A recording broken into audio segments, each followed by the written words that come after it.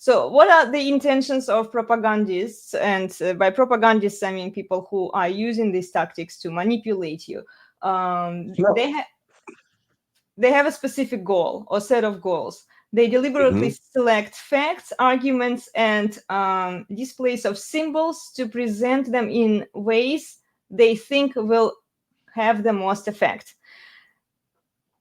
So all of the actually I did back in college, we were learning all of these tactics, how to manipulate people. And guys, I hate any kind of especially emotional manipulation because I studied it a long time ago. And I like a lot of the people who have been studying it, they study it with the purpose so that they can sell something to people, the narrative, the specific thing. And I'm like, I don't want to do it. So yeah, may view themselves Yeah, as but sometimes educators. they expect that. Like when you sell cars, right? Mm-hmm. Of course, I never tell them, I don't lie to them. That Yeah, was one thing I didn't do. But you have to realize you're not, they can go down to, the next town 10, 20 miles away, has a similar dealership, or go to a different brand. And they're all selling, they're all presenting things. exactly. They're all going to So present facts and arguments. So you just might as well present, depending on study the person, know what they expect, know what they want, and tailor your pitch to them and do your best. do your best And and don't lie, right? To okay, the best of their ability. you want them to feel good about buying that car from Hmm. you. Right. Right. And you know what? If you charge them an extra $200, you make an extra $200, Hmm. but they walk out feeling good about it, as opposed to if they could have gone down the street and saved that $200 and walked out without that good feeling. Right. You know what? They're paying for the experience and the feeling. I mean, Exactly. that's just Yeah. human nature. It So is, it's yeah. not all about facts and price. You're actually selling the experience. And so propaganda also is to throw out this stuff and basically persuade, change people's thinking, get them thinking emotionally Hmm. rather than going through the cold, hard facts. Because propaganda won't stand up to cold, hard facts in a Exactly. balanced point of view. It is to motivate someone to think superficially or emotionally. Yep. Yeah. Well, and these propagandists, they often view themselves as educators, promoting the purest truth. They emphasize or distort certain facts. I see Nick is laughing there. Emphasize or distort certain aspects of truth to make their message more persuasive, appealing, encouraging people to believe that their recommended actions are the best actions to take.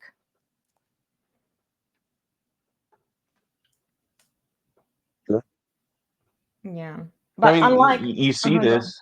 You see this with all the conflicts around the world. Certain national media will portray one thing one way, and another side will portray it another way, and their facts don't all align. So you don't really know which one's even telling the truth half the time, or exactly. most of the time. Yeah. Something happened maybe in this region between these two people, and this happened, but all the Yeah. specifics, I don't know. Yeah, but unlike educators, they are not presenting various sides of an issue and grounds for doubting for the statements they make. They don't present advantages and disadvantages of every action. And this is a big point here. It's very, very important, guys, because when they are only presenting you one narrative as if this is the right decision to take based on their philosophy that they are trying to push on you, they don't want you to question their philosophy. They don't want you to challenge it. And they definitely don't look from multiple angles at this problem. This would be more like educational approach. Well, I remember, stories when my parents went to college and all that, where you could challenge the professor Mhm. on a certain topic, and you could engage in a respectful but short exchange of ideas and challenging premises.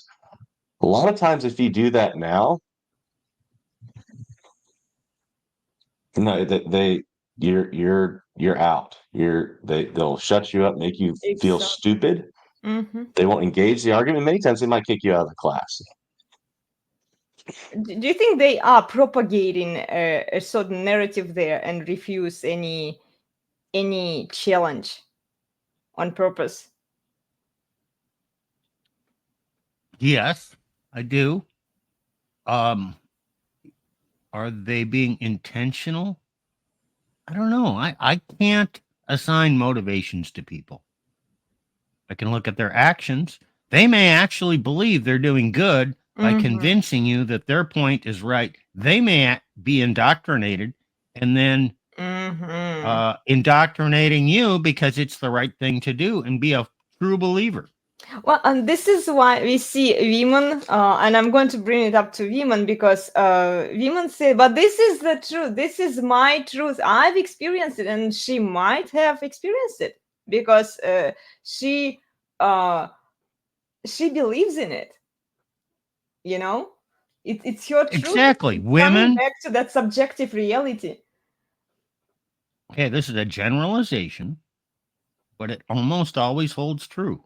Women evaluate beliefs and truth almost exclusively based on their own personal experience. Hmm. So if two women have different experiences and you present the same facts, they will come up with different conclusions because they're each interpreting based on their own experience. Oh, yeah, I remember something similar. Or a friend of mine told me about something that happened to her. And so she experienced that or has direct knowledge of the details of how that one case worked out. And then she's going to use that to form her understanding and her beliefs about it. It's, in other Hmm. words, it's not going to be abstract, theoretical, uh, thinking outside of the box, putting yourself in someone else's shoes. How would they feel about it? No, it's all based on how she feels about it, based on her own experiences. Yeah. And then That based. is that is pretty Mhm. much the essence of subjectivism. Yep. Yeah.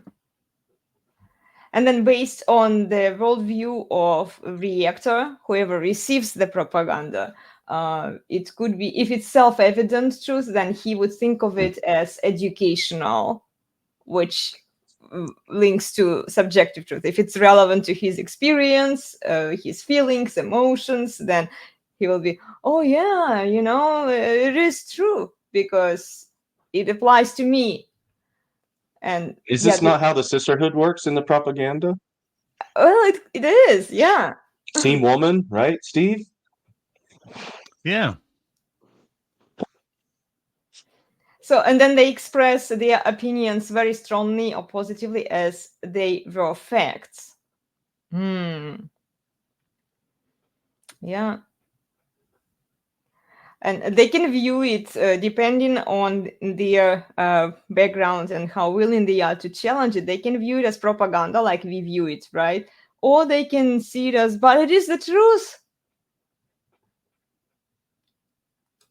Well, you see the same thing in like some of the more experiential churches, and I'm not here to debate, charismatic churches or not, but it's the constant appeal to, well, I have this experience, therefore this must be true. Mm-hmm. Yeah. Yeah. Well, this is nothing new. Thomas Aquinas talked about this. And here's the statement: quid recipitur ad modum recipientis recipitur, which means whatever is received in the mode of the receiver.